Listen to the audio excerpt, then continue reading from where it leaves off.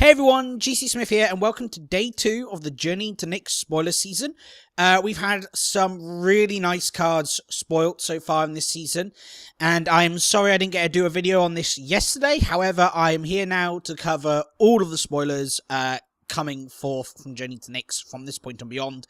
I was just a bit busy yesterday with various other things going on, revision and all that kind of stuff for upcoming exams. So we're going to go through the spoilers, as exciting as they are. I would like to go through some particular cards, but I think we should do this professionally and do this colour by colour. So we're going to do this according to the JOU system. So that means we're going to be going from white all the way to green, and then multicoloured lands and then artifacts. So let's start with white. And the first card I want to spoil is Ajani's Presence. This is a 1-drop white common instant card that has the first of the new mechanics that's going to be added into Journey of the Nyx, and that is Strive. And basically, Strive is like a multi-kicker that has a rather interesting effect. So multi-kicker, if people know the mechanic behind that, is you may pay mana, a certain amount of mana, any additional amount of times in addition to original casting cost to get a additional effect from the card. Well, for Strive, it appears the original spell will be dirt cheap to target one creature. However, to target multiple creatures with the exact same effect of the spell will cast you more. So in the case of Ajani's Presence, the initial spell costs 1 white to cast, and its Strive means you can pay 2 colourless and 1 white more to cast for each target beyond the first. And basically, any number of target creatures each get +1/+1 and gain indestructible until end of turn. So this is a really nice card. There was a card in Born of the Gods, a green 2-drop, I think it was, that gave indestructible and +1/+1 to a target creature at instant speed, and this is just better. It's a 1-drop white with the ability to target more cards if you have the mana and the need to do so. Probably not going to see much constructed play. The green one doesn't, and we've already got better ways to protect our creatures from things, and better ways to give indestructible through Boros Charm and the like. However, it's not a bad card, and I definitely think it will be a powerhouse player in limited format. Being able to gain indestructible in limited format on 1 or more creatures is always going to be powerful, especially as you get to the later parts of the game where people are trying to lobby for power and destroy some of the bigger creatures people are going to be playing, like Nessie and Asp. The second spoiler we have is Dawnbringer Charioteers. Now this is a rare creature, 4 converted mana cost, 2 colours, 2 white. It's a 2/4 with flying and lifelink, and heroic. Whenever you cast a spell that targets Dawnbringer Charioteers, put a 1/1 counter on Dawnbringer Charioteers. So, not a bad card. Flying a lifelink on a 4 mana cost card isn't anything to be sniffed at, given the current limited environment. Good flyers are always in demand. And the heroic trigger means if you have other cards to cast, you'll definitely be buffing Dawnbringer Charioteers quite a lot and bring it into a very, very powerful flyer in the late game. The rarity is a bit confusing. I would have expected this more kind of thing to be uncommon, given some of the rares we've got. But yeah, I can see it being rare for limited format. You don't really want too many of these flying around, making heroic impossible to deal with because of the amount of life they gain and just having such a really powerful flyer. That said, they already have really powerful flyers in the form of Wingsteed Rider at common, so it's going to be interesting to see how this at rare really does affect the limited format. So that's it we have for white at the moment. So now moving on to blue. First of the blue cards is Sigiled Starfish, a 2-drop starfish creature, 1 colourless, 1 blue. This comes in as a common, and it is a 0/3 with the ability to tap it and scry 1. Not a terrible card. At common, I think this can see quite a bit of play. A good defender that can repeatedly scry you at the end of your opponent's turn is never bad to have. Bit of an early play. I would have preferred to see this as a 1-drop, maybe uncommon than common. 2-drop, because I don't really think it will do much in the late game with things like heroic and mono black and everything existing. It can only really see play turn 1 and 2. Beyond that, it doesn't really do much unless you draw a suite of removal spells. You're going to be going into creatures that are far too big for this to even block profitably, and the Scribe at that point in the game probably won't be doing too much. But again, not a terrible card overall, just not something I would earmark for first pick in draft, and I don't think it will see much constructed play, if any. The second card is in blue is a lot more exciting. Dakra Mystic, a uncommon 1-drop Merfolk Wizard with the ability to pay 1 and tap, and each player reveals the top card of his or her library. You may put the revealed cards into their owner's graveyards. If you don't, each player draws a card. This is a very interesting card. Even as a 1-1, I definitely think this card might even go on to see some constructed play. Not necessarily in standard. If it does see standard play, it will be post-rotation when Mono Blue loses its current 1-drops. However, I can see this seeing play in Modern and maybe even Legacy. Modern Merfolk runs like Curse Capture as a 1-drop. It doesn't really run much in the way of 1-drops that are very powerful. Curse Capture quickly becomes outclassed in its ability to really do anything. Dakra Mystic will keep its power late into the game, with Merfolk Lords making it bigger than a 1-1 to make it scary, and its tap ability is very, very good. The ability to either gain card advantage from this in Merfolk, which doesn't have much access to card advantage in Modern, or the ability to put your opponent's best creature into their graveyard, or best card, or a card you just don't want to see into their graveyard, is always very good. It also gives you information if you do decide to put cards into the people's hands, so you get to know what their hand's looking like. Beyond constructed, I definitely would pick this in draft and limited formats. I would definitely want to play this. Again, card advantage and the ability to get rid of my opponent's limited bombs is always very good.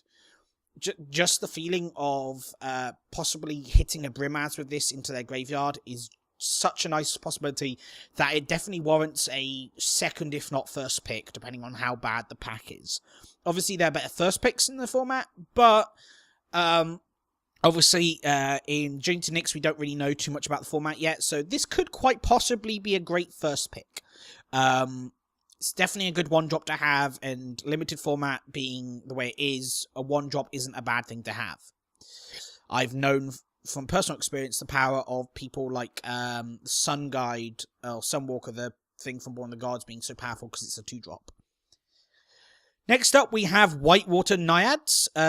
This is a uncommon as well. It's a 5-drop 4/4 nymph creature. 3 colourless, 2 blue, which has the second of our new mechanics in Journey to Nyx. Constellation. Constellation is a mechanic that whenever the I say creature, though it can probably be on other things. Basically, it'll only be on enchantments. This is an enchantment creature. It will only ever be on enchantments. If they are creatures or not, I'm not really sure. But it's going to be on enchantment-based things. And basically, it's whenever this card or another enchantment enters the battlefield under your control, do something. So in this case, it's whenever Whitewater Naiads or another enchantment enters the battlefield under your control, target creature can't be blocked this turn. Not terrible as a 5-drop. I love this more than Heroic. You have a Heroic one, I think, that taps creatures down or makes something unblockable from Theros, one of the Tritons, I think. This is so much more powerful. The Triton was a 4-drop, I think. This is a 5-drop. For 4/4, yeah, no, this will be a limited play card. Like, anyone that says this won't see limited play, I think is probably fooling themselves. A 4/4 for 5 is very good. Its ability to make another creature unblockable whenever you play an enchantment, with the amount of enchantments that are now in the block overall, is going to be very, very powerful. It's going to see a lot of limited play. Constructed play, however, I just think it's too slow. You have faster to make things unblockable in blue. I just can't imagine it seeing play.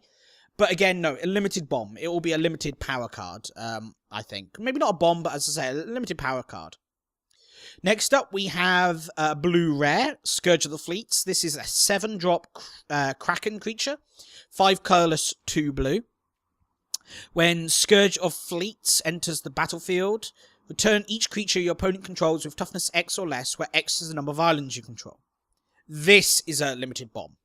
The ability to wipe the opponent's board and not your own, based on the number of islands you have, is just incredibly powerful. Okay, in Limited, you're probably going to be going 2 colours. This won't be so powerful. I can definitely see this scene play in Commander decks. Mono Blue Commander, very good. Board wipe that only affects your opponent. I can see it seeing some limited constructed play. Mono Blue Devotion may want one of in their sideboard for against certain matchups. Against other Mono Blue decks, maybe. The mirror matchup. Mono Blue is all about getting creatures onto the battlefield and curving out perfectly.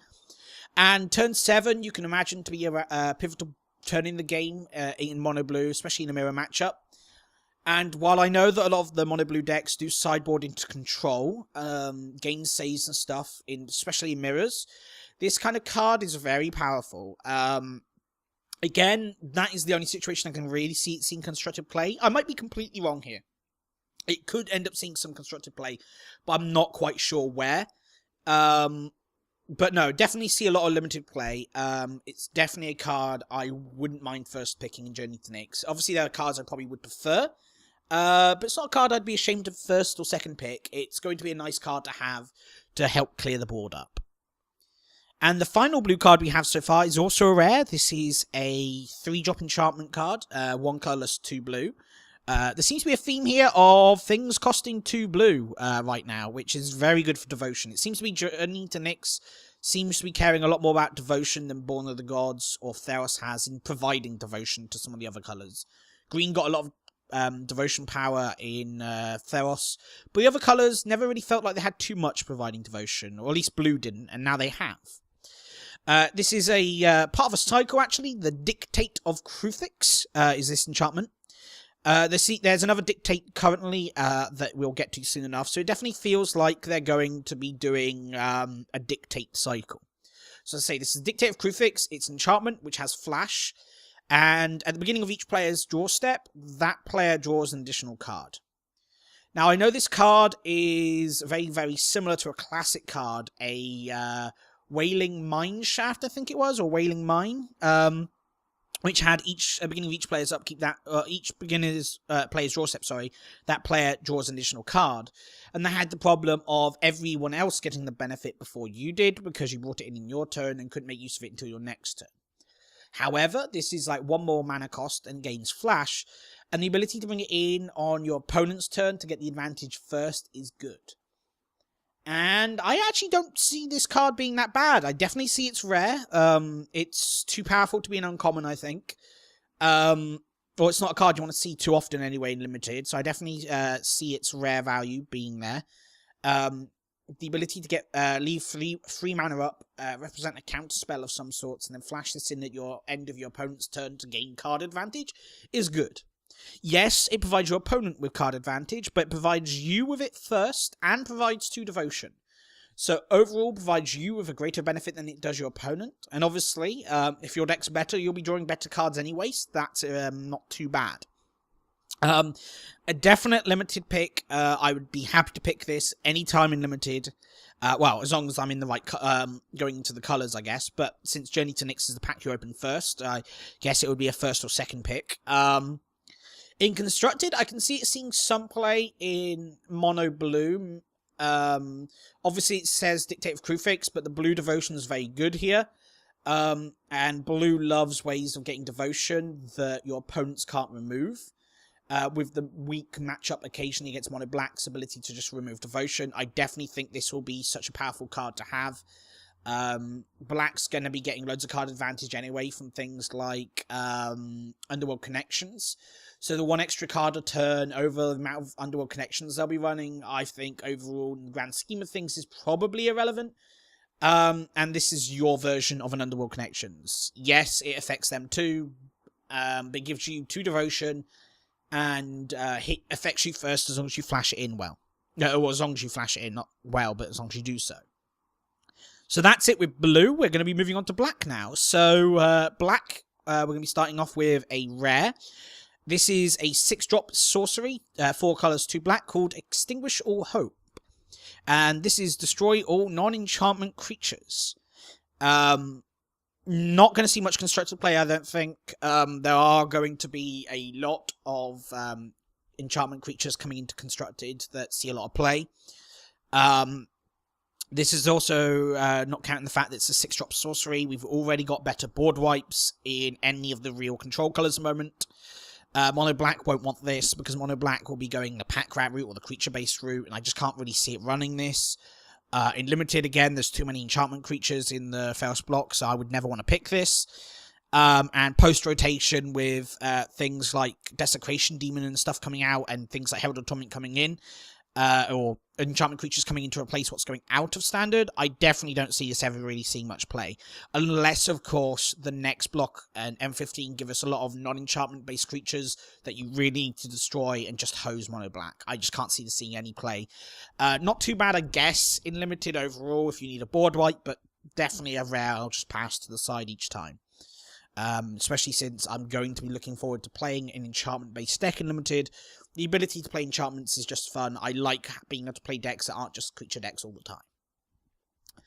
Next up is a 1-drop Minotaur creature. Now, a lot of people were expecting or suggesting there'd be a 1-drop Minotaur creature, and others were going, no, there wouldn't be, because of the 2 power, 3 toughness, or 3 power. Like the rule of 5 Minotaurs had, that their power and toughness would always add up to 5, that Minotaurs have had for a long time. And the design articles they released in Theos and Born of the Gods always mention this 5 power rule. So it's really strange we're seeing a 1-drop Minotaur. But for the people wanting to play Minotaur Tribal, it's a very exciting card to have. Now they've got a 1, they've got a 2-drop. They've got a playable deck. Sure, they have only got 1-drop, but hey, it's better than none. So, as I say, this is an enchantment creature Minotaur. It's a 2-1 with Bestow. 3 colourless, 1 black for Bestow. And allows it to bestow on the opposing creature. And it can't block, actually, this creature. So, when you bestow it onto an opponent creature, or when you bestow onto a creature, it can't block either. But that creature does get +2/+1. So this is a very interesting card, a very good early play for Minotaurs that turns into a decent late game play for Minotaurs, increasing the damage of one of their creatures by a lot, especially if you've got Rage Blood Shaman on the field, so you're gaining Trample. However, this can be a little bit of an advanced tech in Minotaur deck by bestowing it onto an opponent's creature if they've got one big one, stopping it from blocking, and allowing your guys to attack through unimpeded. Not a bad card. I definitely like this card. We'll definitely see some constructed play in the people just wanting to play Minotaur decks. Definitely would suggest picking up a playset if you can to trade with your friends. They're going to be quite wanted, especially on pre-release. You're going to be a popular person if you pull a playset of these, which is unlikely, but not impossible. That said, constructed play overall, not going to see much play. Limited play, yeah, I can see it seeing play. A 1-drop creature that 1-drop 2/1 that doesn't enter tapped. Yeah, okay, it can't block, but it's similar to Rakdos Cackler in that regard. Easier to kill, but 2 power, 2 toughness, and 1 toughness aren't that much different overall, given the cards that people actually want to play. So yeah, I can see this being a good pick. It's basically a black Rakdos Cackler, yeah, for Minotaurs. And the next pick is Squelching Leeches. This is a 4-drop leech creature, 2 colorless, 2 black. So again, we're in with the devotion for this creature. And this Squelching Leeches power and toughness are equal to the number of swamps you control. So this is a cheaper non-flying Nightmare at a lower rarity, and it's so much better than Nightmare ever was. Yes, Nightmare was a flyer, but Mono Black currently doesn't really have that many problems of dealing with things. You can give it Intimidate in the current card pool in the block. Not a bad card overall. Won't see much constructed play, but a limited powerhouse card that I just think will be quite good to see. And I think people will see it quite often, and it will draw quite a few groans. The final black card of the spoilers so far is Doomwake Giant. This is a rare 5-drop giant enchantment creature. A giant enchantment creature, sorry, 4 colorless, 1 black, with the Constellation mechanic. So when Doomwake Giant or another enchantment enters the battlefield under your control, creatures your opponent's control get -1/-1 until end of turn. Very good card, limited bomb. There's a reason why this is rare. It's such a powerful effect with all the enchantments in the block so far. And I can definitely see this seeing some constructed play. Maybe not too much, but some of it may appear. I definitely can see it seeing some play. It's a 4/6 as well, so it's got a decent body for 5 mana. So, yeah, I can see it seeing some really nice play in limited, and maybe a little bit in constructed. But yeah, that's black over and done with. Now moving on to red, and red has 4 spoiled cards so far, and the first of these is Cyclops of Eternal Fury. A uncommon enchantment creature, Cyclops, that's 6 mana cost, 4 colourless, 2 red, with creatures you control have haste. So this is a hammer on a stick, I guess, at more mana cost.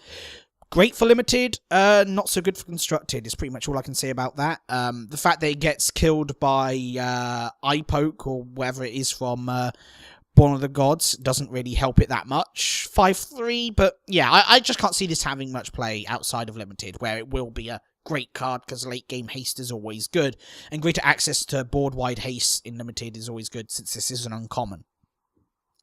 Next up, we have a common 1-drop Satyr Soldier creature. 1/1 with whenever you cast a spell that targets Satyr Hoplite, put a 1/1 count on it. Nothing exciting. Nothing exciting. I would rather go for the Cronin Hoplite over this, but again, I'd probably choose something else anyway in the pack, regardless. May see some limited play if you have to pick a 1-drop, but otherwise, not going to see any constructed play that I can imagine. Next up, we have Spawn of Thraxis, a rare. This is a 7-drop creature, dragon. 5 colours, 2 red. Flying, of course, you'd expect from a dragon. 5/5. And whenever Spawn of Thraxis enters the battlefield, it deals damage to target creature or player equal to the number of mountains you control. So this seems to be on this kind of cycle of the when it enters the battlefield, do something based on your land, like we had the Kraken above in blue. So this might be another cycle. Not sure. Not a bad card. 7-drop for 5/5 flyer with the ability to burn. Great if you manage to put a lot of red in the draft. But the problem with this is it's going to be something you pick first, so it's going to be a risky pick, I reckon. Next up, we have Dictate of the Twin Gods, the second Dictate, and another reason why I believe this is actually an enchantment cycle. This is a 5-drop enchantment, 3 colours, 2 red. Like the previous one, it has flash, so that leads me to believe that this is going to be a thing of flash-based enchantments that do stuff. This has, if a source would deal damage to a permanent or player, it deals double that damage to that permanent or player instead. Note, do not get this confused with life loss. People will not lose 4 life if they Thought Seize you, or if you cast Thought Seize, you won't lose 4 life. Again, like the previous Dictate, it affects both players, so can come back to bite you. However, it has flash, so you will be the first to benefit with this.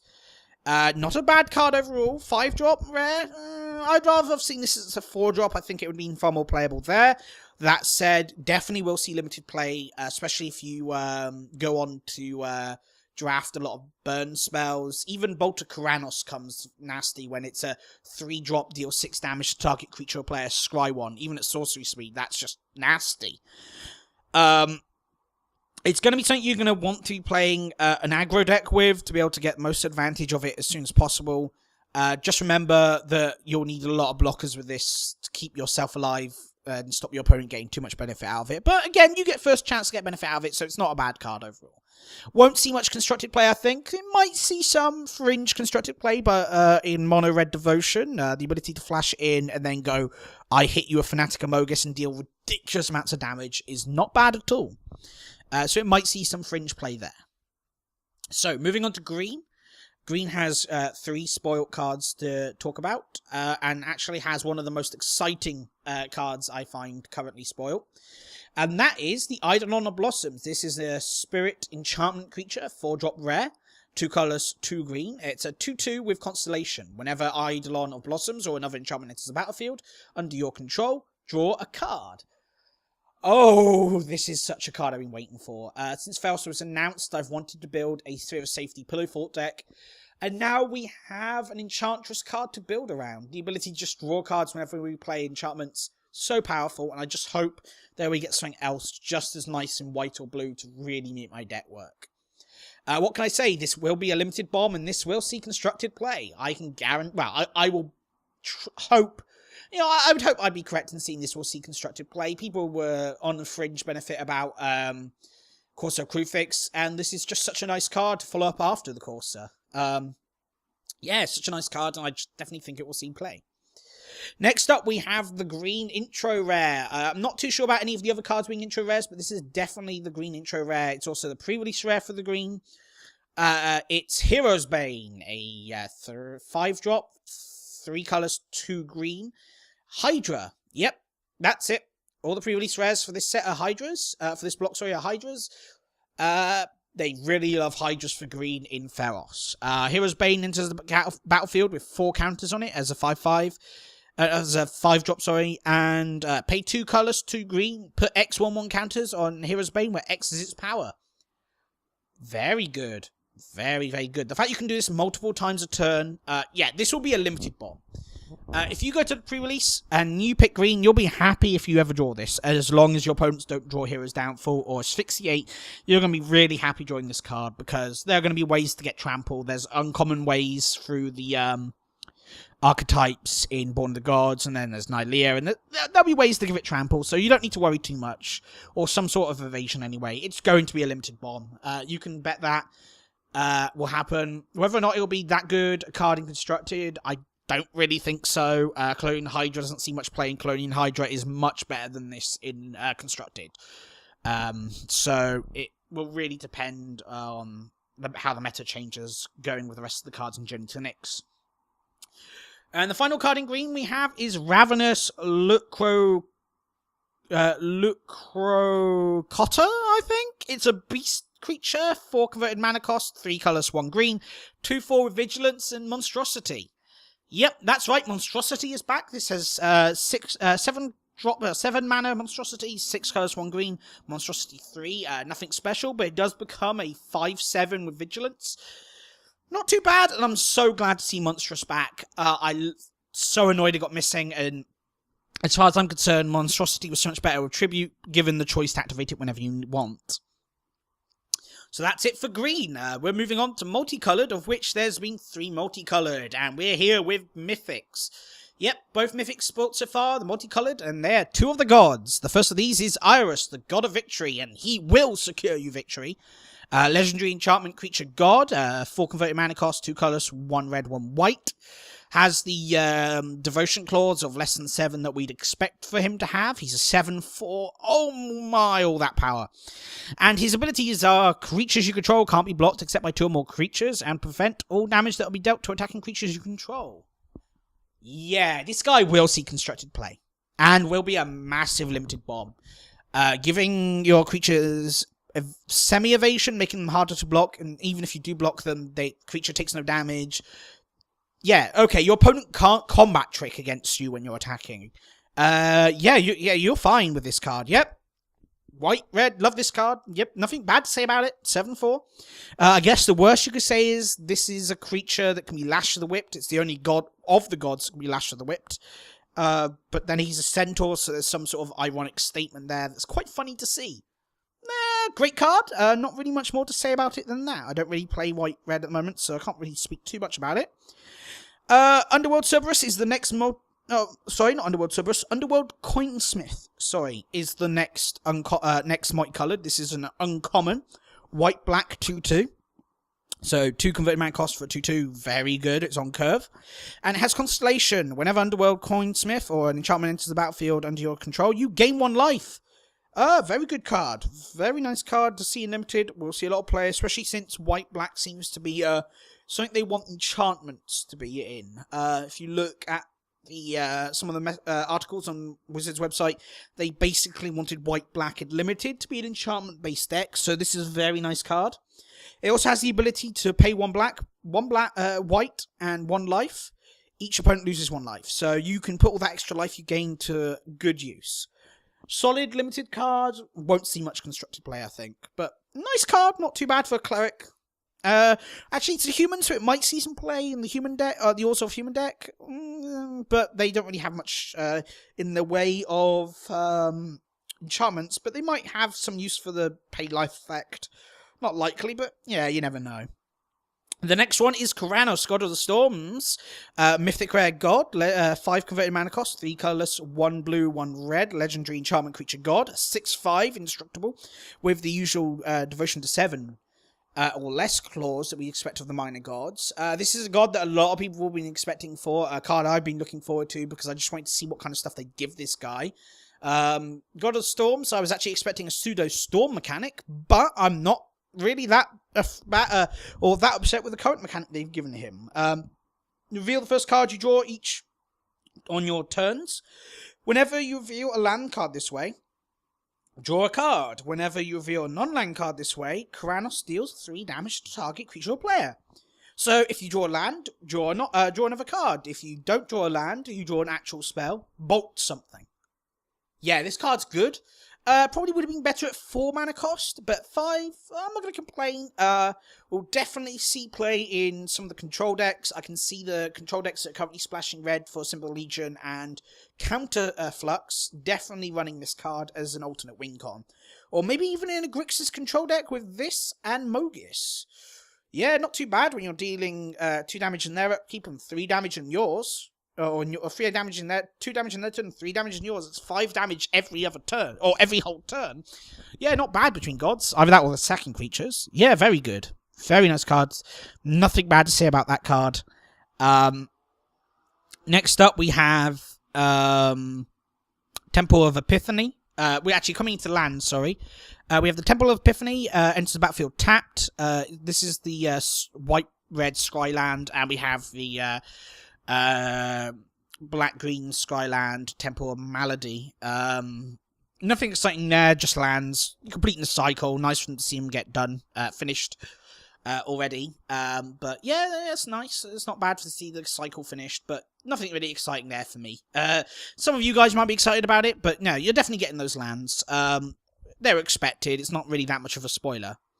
Next up, we have a card that I'm looking forward to, and I think mono blue players might be looking forward to. This is a legendary artifact, Hall of Triumph, 3 converted mana cost artifact, all colourless.